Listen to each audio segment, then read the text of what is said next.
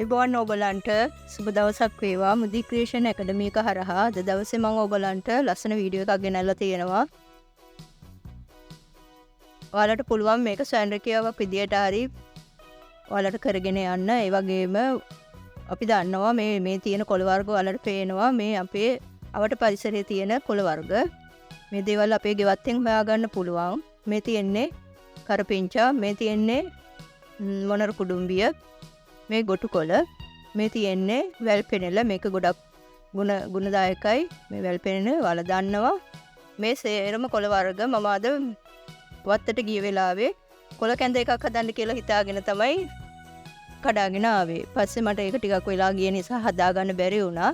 මේක ෆ්‍රිජ් එකේ දාලා තියනවට වඩා හොඳයි කියලා හිතුණා. මම මේක කුඩු කරලා පස්සේ ගන්න පුළුවන් වෙන ආකාරයට සකස් කරලා තියා ගන්නවා කියලා හිතලා තමයි මම මේ ඒ අතරේ ඔයාලට වීඩියෝ එක කරන්න හිතුණා. මේ තියෙන්නේ මම ඒ වගේ සකස් කරගත්ත කරපිංචා කුඩු එකක්. කලින් මම මේක සුප් වලට දානවා. ඒ වගේම ටී එකක් බොන්න ඕනම පාවිච්චි කරනවා. ඒ වගේම ඔයිල් එකක් කොණ්ඩෙට හදාගන්න ඔයිල් එකක් ඕන වෙලාවට පාවිච්චි කරනවා. ඉතින් මේවා මම කරගෙන තියෙන්නේ විජලන යන්ත්‍රයක් මගින් තමයි වේලගෙන තියෙන්නේ. මේ තියෙන්නේ ඒ වගේ වේලගත්ත රම්ප පැකට් කරලා. මේ තියෙන කරපිංචා. මේක ඔයාලට පුළුවන් වෙළඳපොළට උනත් මේ ආකාරයට නිකුත් කරන්න. අද මම මේවා ගොඩක් කරන්නේ. මේ තියෙන්නේ රම්පෙක් අරගෙන වේලලා කුඩු කරලා. මේක හරිම සුවඳයි. මේ දවස්වල ගොඩක් වෙලාවට වෙළඳපොලේ ඔය වගේ රම්ප කුඩු ගන්න තියෙනවා. හොටෙල් ශාස්ත්‍රයේ ගොඩක් ඕක යූස් කරනවා. අද මම ගොඩක් වෙලාවට මේක කරන්නේ විජලන යන්ත්‍රයකින් තමයි මේක වේලන්නේ. ඔයාලට විජලන යන්ත්‍ර නැති අයට පුළුවන් මේක සූර්යාලෝකයෙන් වේලන්න, ඉර එළියෙන් වේලන්න. විජලන යන්ත්‍රයකින් කරනකොට ගොඩක්ම මේකේ පෝෂණය රැකෙන විදිහට තමයි, මේකේ තියෙන වර්ණය ඒ වගේම ගුණ රැකෙන විදිහට තමයි අඩු උෂ්ණත්ව මානයකින් මේක වේලගන්නේ. ඉර එළියේදී තව අපිට ඒක උෂ්ණත්වය පාලනය කරන්න බෑ. ඒ ඔයාලා එහෙම කරනවා නම් මදපවණි වගේ වේල ගන්න බලන්න. මේ වියලනය කරනවා කියන්නේ මේක වියලීමකට ලක් කරනවා. වියලීමකට ලක් කරනවා කියන්නේ මේ කොළ වර්ගවල තියෙන තෙතමනේ අඩු කිරීමක් තමයි මේ අවස්ථාවේදී සිද්ධ වෙන්නේ. අපි දන්නවා විවිධ ආහාර වර්ගත් වේලලා පාවිච්චි කරනවා. එතනදී නම් අපි ගොඩක් වෙලාවට ආයිත් ඒ ආහාරය පාවිච්චි කරන්නේ කොට ජලය යොදාගෙන තමයි ඒක යථා තත්ත්වයට පත් කරගන්නේ. මෙතනදී නම් එහෙම අවශ්‍ය නැහැ. මේ කොළ වර්ග ඔයාලට වේලලා කුඩු කරලා පාවිච්චියට ගන්න පුළුවන්. ඔයාලා දන්නවා අද වෙළඳපොලේ විවිධ රසකාරක වර්ග තියෙනවා. ළමයින්ට කෑම වලට යොදා ගන්න. අපි ගෙදරත් මේ දේවල් වැඩිහිටියොත් යොදා ගන්නවා. ඉතින් ඒ වගේ නැතුව මේ ස්වභාවික දේවල් වලින් ගොඩක් වෙලාවට අපේ පෝෂණ අවශ්‍යතාවය ඉෂ්ට කරගන්න බලන්න. මොකද අද පිළිකාකාරක ගොඩාක්ම පිළිකාව කියන දේ බහුල වෙලා තියෙනවා. ඉතින් ඒ ගොඩාක්ම කෑම වල තියෙන අපි කෑම වලට යොදා ගන්න දේවල් තුලින් තමයි මේ වගේ ලෙඩ රෝග උලත් වැඩි වෙලා තියෙන්නේ. ඉතින් මේ කිව්වත්තේ තියෙන මේ වගේ දේවල් පාවිච්චි කරලා හැත්තටම ළමයි කොළ කන්න කැමති නැහැ. එතකොට ඒ වගේ වෙලාවට අපිට පුළුවන් මේ වගේ කුඩු කරලා මේ දේවල් අපිට තියාගෙන අපිට මේක අවශ්‍ය වෙලාවට පාවිච්චියට ගන්න. විශේෂයෙන් ඇඳ වර්ගවලට අපි කුඩා ළමයින්ට හදනවා තලපේ වගේ කෑම ඔක්කොම එකට දාලා ඒ වගේ වෙලාවට උනත් ඔයාලට කොළ කන්න නැති ළමයින්ට උනත් එයාලට නොදෙනෙන ආකාරයට මේ කුඩු ටිකක් දාලා ඒ තලප වගේ දේවල් හදලා දෙන්න පුළුවන්. ඒ තලපෙට ලිපනිව්වට පස්සේ මේ වගේ දේවල් දාලා හදලා දෙන්න පුළුවන්. ඉතින් අපි බලමු කොහොමද මේවා අපි වේලගන්නේ කියලා. මේ තියෙන්නේ ගොටු කොළ. මගේ විජලන යන්ත්‍රයේ ඇටි තමයි මේ පේන්න තියෙන්නේ. මේ කොළ ගන්නකොට හොඳින් සෝදලා ගන්න. 2-3 පාරක් සෝදන්න. අවශ්‍යම කියලා හිතෙනවා නම් විස බීජ තවත් ඇති කියලා හිතෙනවා නම් ලුණු වතුර භාවිතා කරලා වුණත් ඔයාලට හොද ගන්න පුළුවන්. හොදලා තෙත මාත්තු කරලා ගන්න. ඔයාලා මේ කොළ වේලලා ඉවරලා කුඩු කරනවා නම් ඔයාලට පුළුවන් මේ කොළ කුඩා කැබලි කරලා මේ විදිහට වේල ගන්න. මම අද නම් කුඩා කැබලි වලට කරන්නේ නැහැ. මේ විදිහටමයි වේලන්න යන්ත්‍රයට දාන්නේ. ඔයාලා අර වගේ කියන්නේ වෙළඳපොළට නිකුත් කරන්න එහෙම නැත්නම් මැල්ලුමක් විදිහට ආපහු ආහාරයට සකස් කරගන්න හිතාගෙන මේ කොළ වේලනවා නම් කුඩා කැබලි කරගන්න. ඒ වගේම මේ තියෙන වැල් පෙනෙල ටිකත් අපි මේ විදිහට ට්‍රේ වලට දාගමු. ඔයාලා ගොඩක් වෙලාවට එකම කොළ වර්ගයේ එකම විජලන යන්ත්‍රයක් යොදා ගන්න වේලනවා නම් එකම කොළ වර්ගයක් වේලන්න. මොකද හේතුව මේ කොළ වර්ග වලට ආවේනික සුවඳ තියෙනවා. ඉතින් ඒවා අනිත් ඒවාට මිශ්‍ර වෙන එක නවත්ත ගන්න පුළුවන්.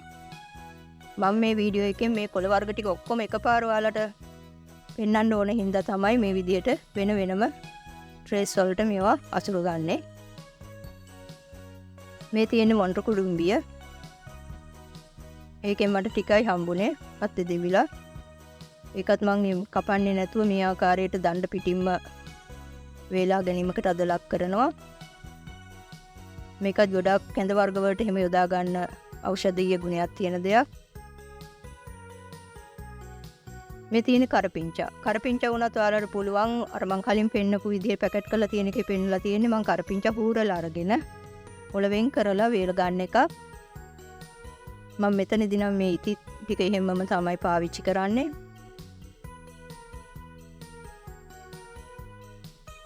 මේක පුළුවන් ඔයාලට මෙන්න මේ ආකාරයට කොළ ටික හූරලා අරගෙන මේ විදිහට පැකට් කරලා වෙළඳපොළට නිකුත් කරන්න.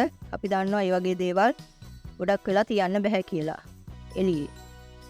ඒ වගේම ඔන්න ඒ අතරේ මට හම්බුණා තවත් කොළ වර්ගයක්. මේ මොනවාද? දන්නව නේද? පාතවාරිය. ඉතින් මට මුලින් ඔයාලට මේක මේ පෙන්වන්න බැරි වුණා. පස්සේ තමයි මට වත්තේ තිබිලා මේක හම්බුනේ මේ වීඩියෝ එක කරන අතරතුරේදී. ඒකත් මං හොදලා තෙත ටිකක් තෙත හිඳුනට පස්සේ මේ ආකාරයට තැටිවල අසුර ගන්නවා. මේකේ ලොකු වැලක් හැදිලා තිබ්බ වත්තේ. ඉතින් ඒකෙන් ටිකක් තමයි මම මේ කඩාගෙන ආවේ. ඉතින් ගොඩාම වේලීමකට ලක් කරනකොට කරන්නේ ඇත්තටම මේ වගේ තියෙන ජල වාෂ්ප ඉවත් කරගන්න එක. නැවත අපිට මේක මේ ජලය එකතු කරනකොට මේකේ අර යථා තත්ත්වයටපත් වෙනවා. විජලන යාන්ත්‍රිකයෙන් කරන්නේ අර පෝෂණයත් රැකගෙන ඒකේ තියෙන කොළ පාට ඒ ආකාරයෙන්ම ආරක්ෂා කරගෙන වේල ගන්න එක. දැන් මේ වගේ තැටි වලට දාගත්ත ඒවා මගේ විජලන යන්ත්‍රයට ඔන්න මම ඇතුළත් කරා. දැන් මේ ඒකේ හෙඩ් එකකින් මේක වහනවා. කුඩා යන්ත්‍රයක් තමයි මට තියෙන්නේ. දැන් අපි මේක ඔන් කරනවා. සාමාන්‍යයෙන් කොළ වර්ග වේලනකොට සෙල්සියස් අංශක 50-55 වගේ උෂ්ණත්වයෙන් තමයි මම නම් වේල ගන්නෙ. ඔයාලා මල් වගේ දෙයක් කරනවා නම් සෙල්සියස් අංශක 40-45 වගේ උෂ්ණත්වයකින් කරගන්න. මේක පැය සාමාන්‍යයෙන් පැය 7-8ක් වගේ යනවා වේල ගන්න. ඒක එක එක කොළ වර්ග අනුව වෙනස් වෙනවා. අපිට පුළුවන් සෙනිසරේ බලන්න උනත් මේක වේලිලා තියෙනවද නැද්ද? එහෙම නැත්නම් ට්‍රේස් වෙනස් කරන්න උනත් පුළුවන්. මේ තියෙන්නේ කාලය අවසන් වුණාට පස්සේ ඒ ගොටු කොළ උඩින්ම තිබ්බේ ඒ වැල් පෙනෙල ටික. මේ තියෙන කරපිංචා. මේ හොඳින් කර ගන්න ගතියට වේලිලා දැන් තියෙන්නේ. මේ තියෙන්නේ හාතවාරිය. බලන්න ලස්සන පාටකට ඒක එම්මම තියෙනවා. සූර්යාලෝකයෙන් වේලුවා නම් මං හිතන්නේ මේ විදියට ලස්සන පාටක් එයි කියලා. ඔයාලා කොළ වර්ග එහෙම වේලනවා නම් මද පවනේ වේල ගන්න. දැන් අපි බලමු මේවා කුඩු කරගෙන ගන්න තමයි අපි හදන්නේ. මේ වගේ ගයින්ට කප් එකකට දාලා මේ හාතවාරිය ටික මම මේ කුඩු කරගත්තා. මේ තියෙන්නේ ඒ ආකාරයට කුඩු කරගත්ත දේවල්. කොළ ටික ලස්සන පාටට තියෙනවා. මේ මුලින්ම තියෙන්නේ හාතවාරිය. බලන්න ඒක පාට. මේ තියෙන්නේ වැල් පෙනෙල. ඒක ලයිට් කලර් එකකට ඇවිත් තියෙනවා. ඔය තියෙන්නේ කරපිංචා. කරපිංචා කුඩු එක. ඒක ටී බෑග් එකක් විදියට ටී එකක් විදියට යූස් කරන්නත් පුළුවන්. කැඳ වලට දාන්නත් පුළුවන්. මේ තියෙන්නේ මොනර කුඩුම්බිය.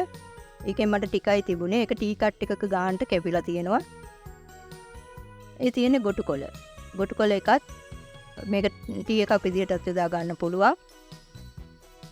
ඒ වගේ තමයි ලස්සන පාටවල් වලට ස්වභාවික පාටවල් වලට මේවා ඇවිල්ලා තියෙන්නේ. මේවා කිසිම කෘත්‍රිම වර්ණකාරක යොදාගෙන නැහැ. මේ දේවල් ඔයාලට සුප් එකක් හදනකොට, කැඳ ටිකක් හදනකොට, ළමයින්ගේ කෑම වේලට ඒ වගේ යොදා ගන්න පුළුවන් පෝෂණ අවශ්‍යතාව අනුව.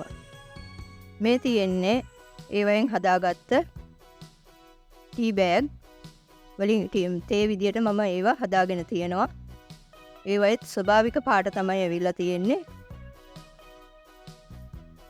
මේ විදියට අපිට පුළුවන් මුරුංගා කොළ උනත් වේලලා මුරුංගා කොළ වලත් විශේෂ ගුණ තියෙනවා. ඔයාලා දන්නවා යකඩ බහුල කොළ වර්ගයක් මුරුංගා කියන්නේ. මේ තියෙන්නේ මේ ටී බෑග් විදියට මම මේ කොළ වර්ග පුංචි බෑග් වලට අසුරලා මේක අපිට වෙළඳපළට නිකුත් කරන්න පුළුවන්. ඔයාලගේ නම ලේබල් එකක් හදලා ලස්සන ලෝගෝ එකක් හදලා ඒ විදිහට නිකුත් කරන්න පුළුවන්. ඉතින් ඇත්තටම මේක මං හිතන්නේ ස්වයංක්‍රීය අවස්ථාවක් විදිහට දැන් මේ යන පෝෂණ ඌනතාවයත් එක්ක මිනිස්සු දේශීය දේවල් වලට නැඹුරු වෙලා තියෙනවා. මං හිතන්නේ මේක හොඳ අවස්ථාවක් ඔයාලට කරලා බලන්න, අත්හදා බලන්න.